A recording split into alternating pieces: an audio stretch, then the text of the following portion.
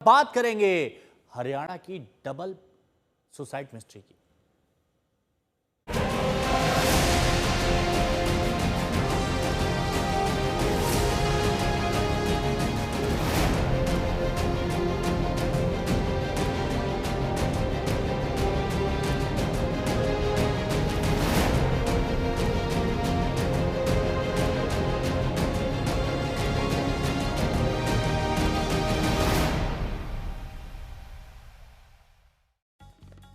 हरियाणा के senior IPS Y पूरन कुमार के suicide के 9वें दिन चंडीगढ़ पीजीआई में उनका पोस्टमार्टम हुआ।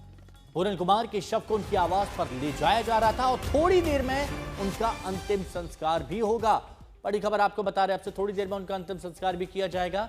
परिवार की इजाजत और शिनाख्त के बाद मेडिकल बोर्ड ने पोस्टमार्टम की प्रक्रिया पूरी की। मजिस्ट्रेट की मौजूदगी में पूरी प्रक्रिया की वीडियोग्राफी भी कराई गई। सेक्टर 24 के आवास पर अब सीनियर आईपीएस वाई पूरन कुमार का पार्थिव शरीर ले जाया जा रहा है, शव ले जाया जा रहा है। और अमन भारद्वाज हमारे सहयोगी हमारे साथ जुड़े हुए हैं। अमन, क्या हो रहा है इस वक्त वहां? देखिए 9 बजे क्योंकि पार्थिव शरीर को लाया गया था पोस्टमार्टम के लिए पीजीआई चंडीगढ़, और वहां से अब 9:10 पर शुरू हुआ था प्रोसेस पोस्टमार्टम का, जिसमें पहले आइडेंटिफिकेशन हुआ और उसके बाद अलग अलग एक्सपर्ट्स, एक पैनल था डॉक्टर्स का पीजीआई का, जिन्होंने पोस्टमार्टम किया और 2:10 पर उनको पीजीआई से बाहर निकाला गया। और पीजीआई से पार्थिव शरीर को सेक्टर 24 जो आवास है जहां पर अमनीत और वाई पूरन कुमार रहते थे, 5 किलोमीटर की दूरी है, वहां पर उस पार्थिव शरीर को लेकर जाया जा रहा है। क्योंकि सगे संबंधी, रिश्तेदार, दोस्त सभी लोग अब अंतिम रस्म के लिए वहां पहुंचेंगे, तो वहां पर जो लास्ट राइट्स हैं उसके लिए कुछ पंडित को बुलाया गया है और वहां पर लोग मौजूद हैं। तो 3 बजे पार्थिव शरीर को वहां रखकर फिर 4 बजे के करीब सेक्टर 25 में, जो बिल्कुल साथ है 24 के, वहां क्रीमेशन ग्राउंड है जहां पर अंतिम संस्कार क्रीमेशन की जाएगी।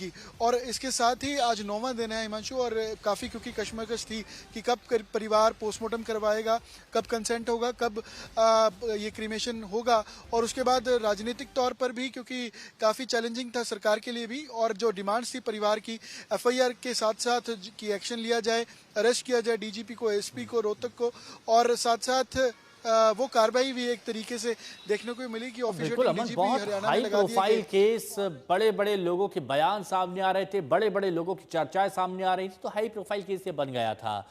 बने रहिए हमारे साथ। तो हरियाणा पुलिस महकमे में दो खुदकुशी पर डबल सुसाइड मिस्ट्री की बात कर रहे हैं। हरियाणा दो मौत से उबल रहा है। आईपीएस पूरन कुमार के बाद एएसआई संदीप की खुदकुशी ने न सिर्फ हरियाणा पुलिस की परेशानी बढ़ा दी, बल्कि आईपीएस सुसाइड केस को भी अब उलझा दिया है। अभी चंडीगढ़ से रोहतक तक हलचल है। पीजीआई में आईपीएस पूरन कुमार का 8 दिन बाद पोस्टमार्टम हुआ, अंतिम संस्कार भी आज होगा। रोहतक में एएसआई संदीप के घर में भी मातम है। सीएम सैनी भी पहुंचे, घर वालों से बात भी की। तो पहले आईपीएस पूरन की सुसाइड और उसके बाद एएसआई संतोष की सुसाइड।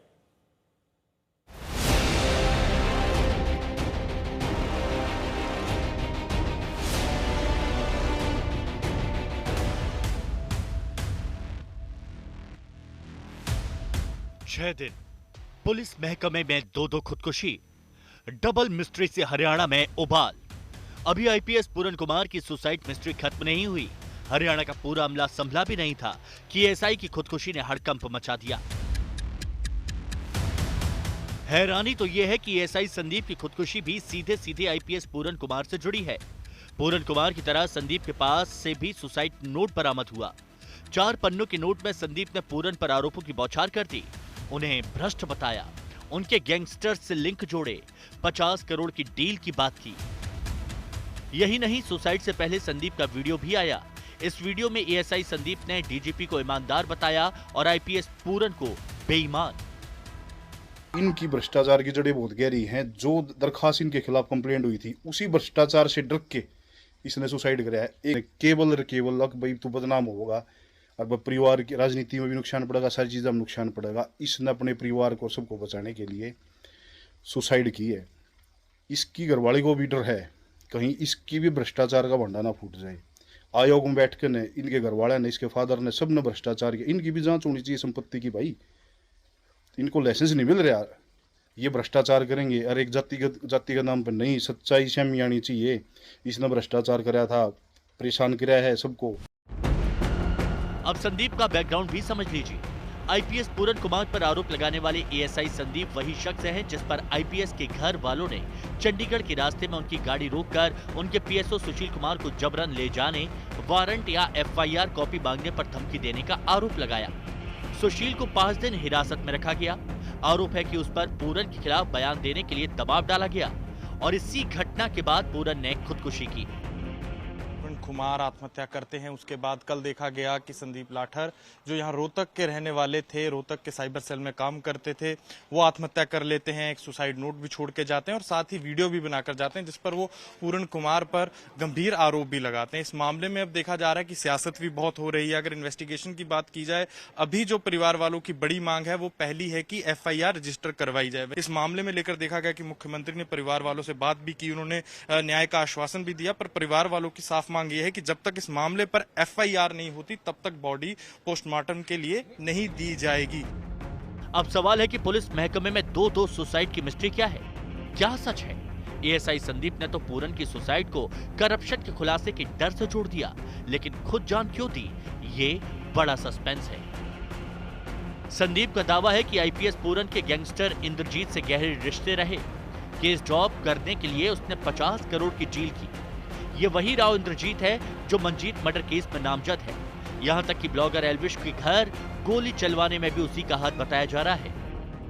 एक वरिष्ठ पुलिस अफसर जिसने सदर थाना मर्डर में इसने पैसे लिए, इसने राव इंद्रजीत को निकालने के लिए 50 करोड़ की डील कर रखी थी। जहाँ पे एक ईमानदार पुलिस अफसर जो इसके सामने अड़ा वो नरेंद्र बिजानिया था। मैं कति सच्चाई कह रहा हूँ, जो पैसे टीएचसी वहाँ से सोनारिया टीएचसी ने इसको ले आके दिए हैं सुशील को, वो पैसे इसके पास पहुँचे हैं। इसका डैशबोर्ड, गाड़ी के डैशबोर्ड में पैसे थे, वो पैसे इसकी लड़की ने लिए हैं। यू पैसे तो नूट रख गया, कहते इन पीछे बिरा लग गया जब इसने सुसाइड करी है। अब तक आईपीएस पूरन के लिए इंसाफ की मांग हो रही थी, सिर्फ 2 सुसाइड के लिए इंसाफ की गुहार लगाई जा रही है। 2 मौत मिस्ट्री से पर्दा उठाने की मांग हो रही है। चंडीगढ़ से अमन भारद्वाज, कमलजीत संधू के साथ अनमोल बाली, रोहतक आज तक।